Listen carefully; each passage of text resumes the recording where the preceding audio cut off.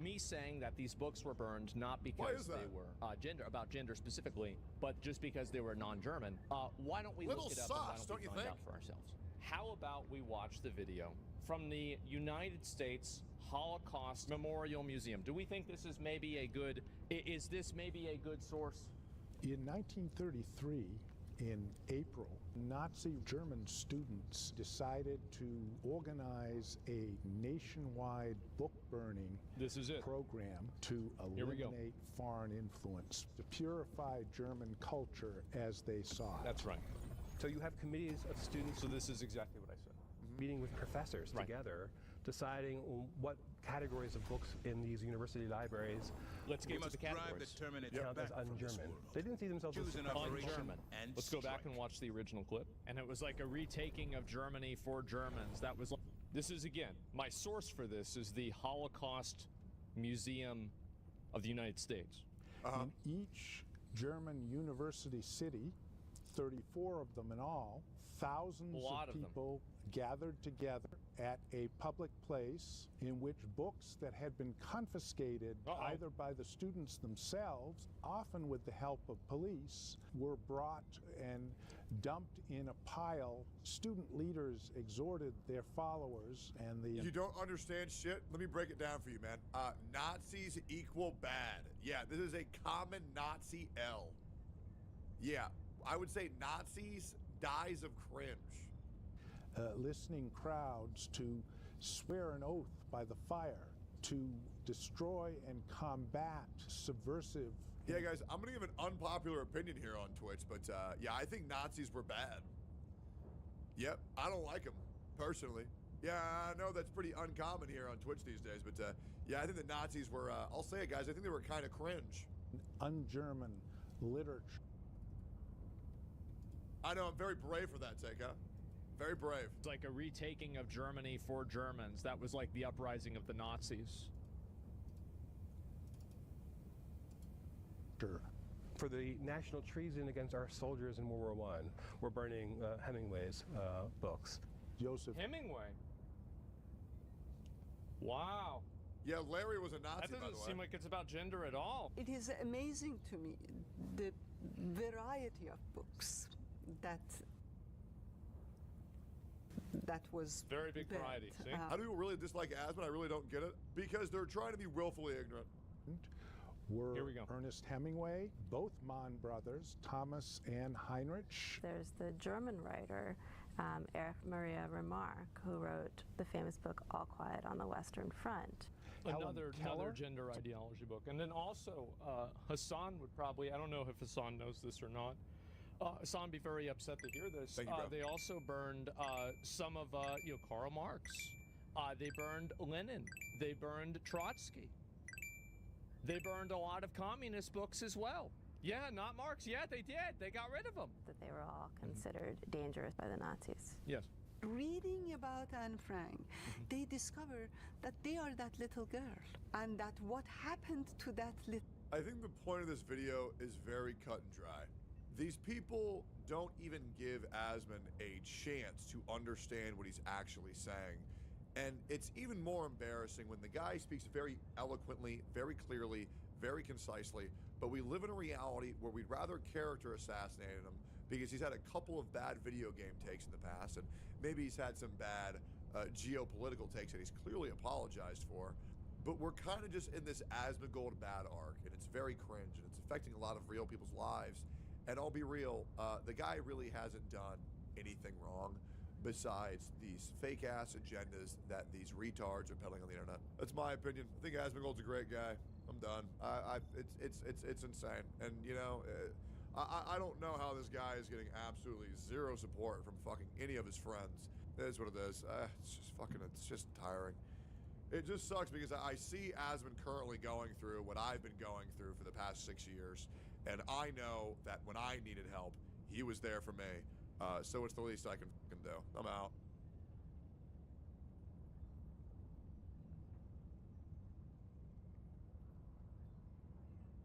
Why good graphics don't matter. There's always been an obsession with video game graphics ever since their inception.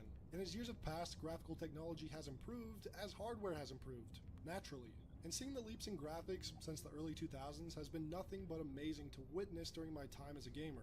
I think so too. I feel like people never talk about this, but some of the graphical updates, especially like whenever we first saw certain games, like WoW, like remember like old Blizzard cinematics? Bro, that shit was like a completely different world. For the last decade, graphical improvements began to mean much less. Comparing games from 2023 to 2013, I often find that not just a few, but a lot of those games from before 2013 still look better than the ones releasing in current year. Now certainly there are some noticeable improvements if you really focus on the textures and analyze the pixels. Nobody cares about this. Yeah, nobody really gives a shit. Because like at that point, like graphics, this is what I think graphics do. Is they just level off. It's just a little bit better. It's not like it's a big deal. When comparing a modern game to one a decade old, but playing a game like Dishonored from 2012 or Bioshock Infinite from 2013, or even The Order 1886 from 2014, yeah, these games look great. If you didn't know any better, you'd think these games were new releases. Yeah. They just don't look as dated as you might think for being 10 years old. Yeah, they actually despite look really the technology nice. getting better since then, very few games can top these games, or even match them visually. So why is this? Well, like the style. It's all about style. Like a lot of the Dark Souls graphics actually kind of suck. Like the fidelity of the individual pixels is very like shitty. Bloodborne is the best example of this. Bloodborne's awful, but the style. Everybody knows the style, and that's what matters. All things, a tool is only as good as the one who wields it, and when in the right hands, modern game development tools can produce amazingly impressive results. But unfortunately, so many studios have been putting out games that, while graphically are impressive due to their technology that they're built with, end up looking like utter dog shit. A game like Forspoken has great graphics, but looks extremely generic and almost blinding in its visuals. Well, you see this all the time, like with a lot of the Unreal 5 games. Like, have you guys ever seen some of these games that were made in Unreal 5? Like, I think the best example of this was the Quinfall, that had, like, a bunch of just pre-rendered assets put together like it looked like Atlantis. And it's like people were pogging over this, but the truth is that you can create this with almost no effort at all. Like, it's not like this was some sort of, like, expertly crafted place. It was just pre-rendered, you know, assets being put in a world. Washed out in ugly sort of way. Immortals of Avium, a game released just a few days ago running on Unreal Engine 5. See, that's the game. Remember that game? How many viewers did that game have? I mean, it had dozens of viewers, right? It was like 70? Yeah, that's a lot. Is graphically outstanding, but looks like an Unreal Engine. Oh, wait a second. This was the game that I saw the trailer for and I said it was going to be garbage. I was right. Oh my god, I just realized that. I didn't even see it from that frame. Holy fuck. It already came out? We all knew. Yeah, it's not like I'm a fucking Nostradamus. I think anybody could have seen that. That wasn't difficult? No, I'm not a genius for picking this out. You're right. An asset flip project, even though I know it isn't. The devs probably did work very hard on creating those assets, but it just doesn't come across that way. And it doesn't help that this game in particular is so visually bloated. Like, I love fast-paced games, but I can't tell. This just looks like trash. What the fuck is happening? Like, this is fucking garbage. Like, what is this garbage? On screen here, the visibility is just awful due to the graphical and artistic style they went for. Yep. While I understand that realistic graphics sell to the casual audience, I'm always looking towards companies that have a more distinctive art style instead, even if it is more low poly. Some wrongfully ascribe this generic look of video games. I love how people say, like, realistic graphics sells to a high audience, or the most mainstream audience. Remember the two most mainstream games in the last 10 years have been Minecraft and Fortnite. Orbital thrusters. Get the fuck out of here. Like, bro, anybody trying to push that? There's no way. Orbit to the Unreal Engine itself, but yeah. Just because a game is made in Unreal doesn't mean they have to look like this. I think Sea of Thieves is a great example of a game that takes advantage of the strengths that the Unreal Engine provides. I didn't know and is a beautiful game in many regards, but it still has a distinctive art style that separates it from a game like, say, Atomic Heart. It's not the engine.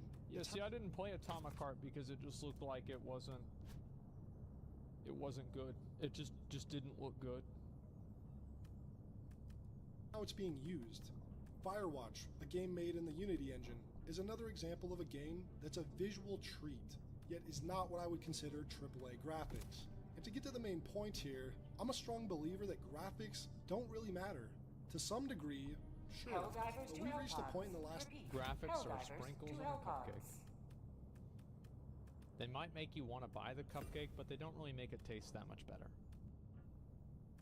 And you don't buy a cupcake because of the sprinkles either. 10 years, and especially in current year where graphics have mostly plateaued. Graphics plateaued. I feel like we keep getting better and better graphics. I mean, they definitely, like, whenever you compare Super Nintendo and Nintendo 64 to GameCube, like, these, like, were fucking massive. But, like, I would say Unreal 5 and some of the demo engines that they've shown, like, it's incredible.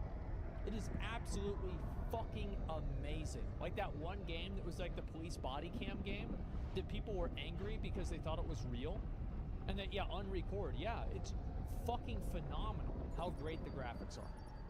But not everybody wants to play a hyper-realistic game. Is everything. And the fact that games from 10 to 15 years ago still hold up really well today is a testament to how true that statement is. Games like Rage from 2011 or Stalker from 2006 World of Warcraft still hold up incredibly well.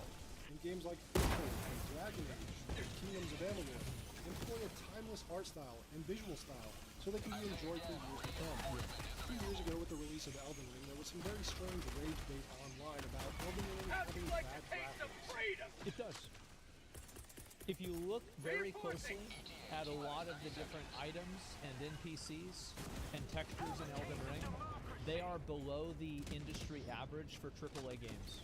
And it doesn't matter. Because you don't care. This is what like these like game developer Andes don't realize.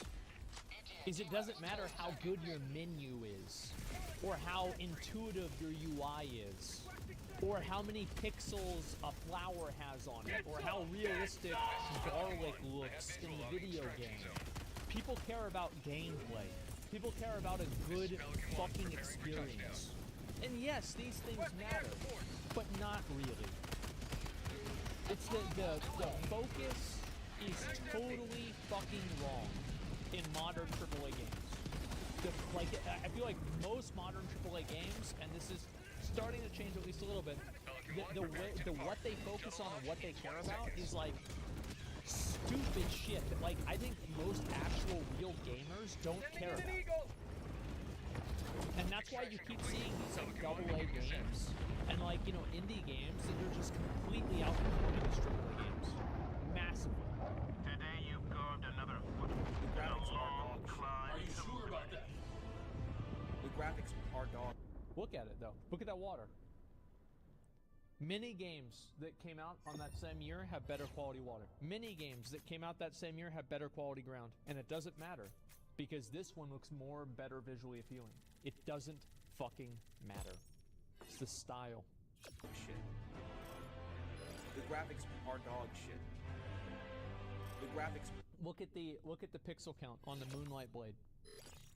Is the quality of this weapon anywhere near the quality of some of the other items in other like video games? No, I think that other video games have much more like higher fidelity items. They do. They have higher fidelity items. If you zoom in on that weapon, I can guarantee you that it's not going to look as good than if you zoom in on other weapons in other games that are equivalent to this, that were made by other AAA studios. And you know what? It doesn't fucking matter. And that's what people see. Everybody is so focused on why Elden Ring actually has good graphics. They don't understand the difference between graphics and art style and fidelity and design. The graphics and fidelity might not be a 9, but the art design and the style are an 11. That's Allied the difference. destroyer has left squadron. Our dog shit. but I'd take 100 different games with an art style half as good as what FromSoft delivered before another Atomic Heart or Immortals of Avium or Forspoken. And I do want to reiterate something I've mentioned in my past videos, and that's that these two things aren't so true. This guy, bro, absolutely. I completely agree. Destroyer has left squadron. Mutually exclusive. You don't have to pick just one. This guy the game really can gets have it. both amazing graphics and an amazing art style. Games with both amazing graphics and amazing art styles. Halo 1, Half-Life 2, World of Warcraft, 2004, Warcraft 3,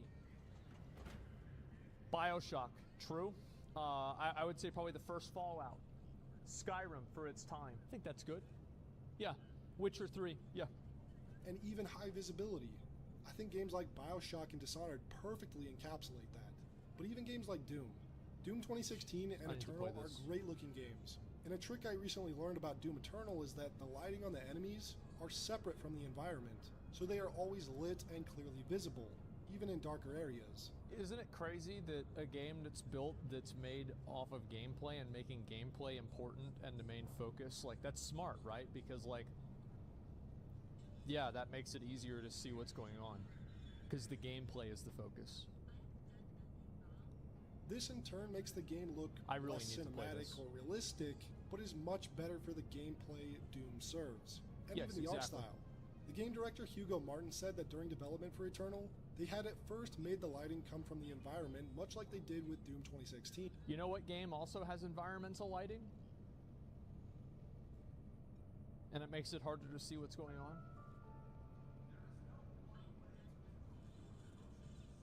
Diablo 4.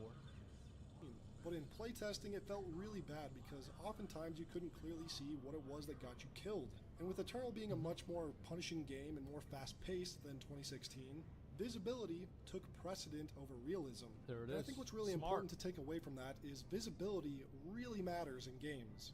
I always felt like visibility in Apex kind of sucked, personally. It isn't just Immortals that has this problem. It's a problem I and many others have with many different modern games. Yeah, like I always had a problem seeing things in Apex.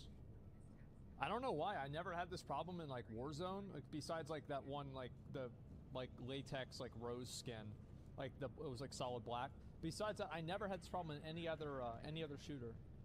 Now, I primarily play PC on a 27-inch monitor like 4 feet from my face, yet oftentimes there are so many cases where it's almost impossible to see an enemy that's right in front of me. Why does it feel like everyone just blends into everything? Now, some might throw out the realism argument here again, and games going for a more military sim style or something like that should lean into the fact that it's hard to see enemies. And while I can understand that to a certain degree, seeing things in real life is much different than on a screen. Yeah, it's just totally different. You're completely right. And also, like, I'm not in real life. I'm in a video game. So, like, whatever they do in a video game is, like, I'm not, yeah, like, it's not real life. Looking at a mountain range in real life versus a picture of that mountain range, your eyes can pick out much more things in person, whereas in a picture, you're going to lose a lot of detail because you just have captured a 3D environment. Well, you don't have one of the reasons why is that you don't have the depth perception. Like, looking at a monitor, monitors are good and, like, they become better at, like, you know, projecting depth, but it's not going to be like real life. But on a 2D plane. And when you play video games, it's on a screen, which is essentially a picture. You aren't going to be able to see the same things on this mountainside in Battlefield 2042 compared to if you saw this mountain in person. Yep. I think back to the 2008 to 2012 era of FPS games, and the textures were a bit lower resolution, but the character models were often highly detailed, and it really made them stand out by having sharper objects on somewhat of a more blurry backdrop. This made it almost more akin to real life because your eyes can pick out an enemy a bit easier in those older games, especially at a distance. And funnily enough, you'll often see competitive FPS players cranking their graphics down in games in order to have a bit more of a competitive edge. I think a lot of that is for FPS, like frames per second, but also, yeah, it removes a lot of the unnecessary, like foliage, you know? Like, it's like there's two reasons for that. It's not just one thing. Well, I don't think every game should look like BattleBit. It's been a lot of fun playing that game and having long-ranged engagements in my gameplay.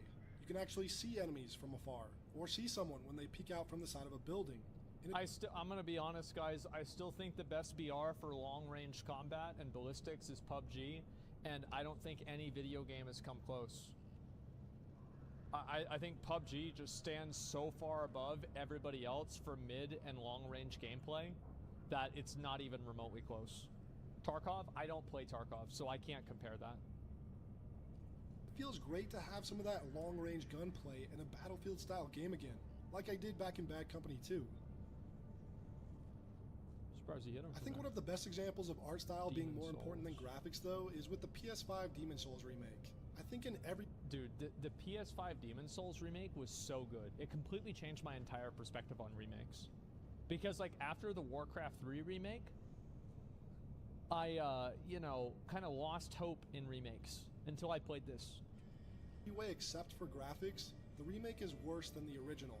The atmosphere is much diminished. The art direction became more generic looking, and both the enemy designs and environments have been changed to go against the visual storytelling that the original did so successfully. That didn't bother me. In turn, I never played the original. While Elden Ring doesn't have the graphical fidelity of the Demon's Souls remake, I think it's a far better looking game because of its incredibly strong art direction. Another example I've mentioned in the past is about the Destiny franchise, where there are many instances where Another example I've mentioned in Destiny 1. the past is about the Destiny franchise, where there are many instances where Destiny 1 looks better than Destiny 2. The art direction and lighting of the sequel leaves the game feeling a bit more plastic than its predecessor. And while there is definitely some incredible visuals inside of Destiny inside both games, that you can really start that looks really nice. To notice just how big of a drop-off there is in the sequel. Several shots on the Cosmodrome or the moon are noticeably uglier, and even in the reprised raids like King's Fall, great use of shadows and contrasting colors from the original are now washed out and missing detail in the sequel. Some of my favorite games visually are ones that use an almost cartoon aesthetic, like Overwatch, which has a very Pixar-esque look. Yeah, Overwatch has a great style. Games like Kingdoms of Amalur, or the Fable games, or a game like Alice Madness Returns. These games all hold up incredibly well today. Their visual designs have stood the test of time and can be played today without feeling too dated, due to the strength of the art direction and atmospheric design. Now, some games have bad art style and bad graphics, and I think Pokemon Scarlet and Violet are a pretty good example of that. Both graphically and artistically, they look like absolute shit. And that's not the Switch's fault. Sword and Shield on the Switch looks much better than Scarlet and Violet, and for some reason, the more 3D and open world the games have gotten, the worse the visuals and art direction. I never really played a Pokemon game past 2006. I stopped giving a fuck about Pokemon whenever I went to middle school. So I really have no idea what Pokemon is like now. It's both unfortunate and confusing because a game like Xenoblade Chronicles 3, a game also on the Switch, looks pretty good given the hardware. And I was hoping Pokemon's visuals would at least be somewhere in that ballpark by now, especially since it's clearly possible. I don't know. Well, I mean, it's Nintendo, right? So, like, you know, the Nintendo Switch is as powerful as an Xbox 360. Or maybe less. So, yeah, you gotta just understand it. It's Nintendo. It's a GameCube, yeah. Every time I hear a studio try to sell their game and their focus is on how cinematic or photorealistic it is, I usually just check out. The industry spends so much time trying to make games realistic without remembering that games should focus more on the gameplay and its art direction. This is what I was saying. Like, he's completely fucking right. Fuck about how, like, her hair. Like, I don't care about this. Like, maybe this gets people to buy the game, but it certainly doesn't get people to play it. Or at least it doesn't get me to play it. I just don't care about this stuff at all. It's like they say, every time a game developer brags about how cinematic their game is, an angel loses its wings. I care much less about a world that looks ultra-realistic and more about a world that feels realistic, with a clear, cohesive art direction and world building through its environmental storytelling. And I think sometimes people confuse themselves into thinking a game that looks realistic is more immersive. But I think that has very little to do with making a game immersive. I don't think that, I think that having great graphics does make it easier to be immersed in a game, definitely. But I think having graphics that have a feel of escapism does that even more. Like, I think it's hard to become immersed in a game like Starfield because of how bad the characters look. And I think also Lost Ark had this issue, because Lost Ark was designed in Unreal 5, or sorry, Unreal 3, the other opposite 5. It was designed in Unreal 3, and it looks like it. It looks like dog shit. And like every time they do a close-up to a character's face in Lost Ark, I just cringe. Because it just looks so fucking bad. It's more about believability. Do the visuals, sound design, music, and tone of the game mesh well? If so, then that's all that's needed to immerse someone. Yep. Going back to Atomic Heart for a second, I think a big reason why it failed to immerse me is despite its impressive visuals graphically, the game's tone and art direction feels very generic, and it pales in comparison to BioShock at every turn. And I make the comparison to BioShock. Well, also, like, another reason why...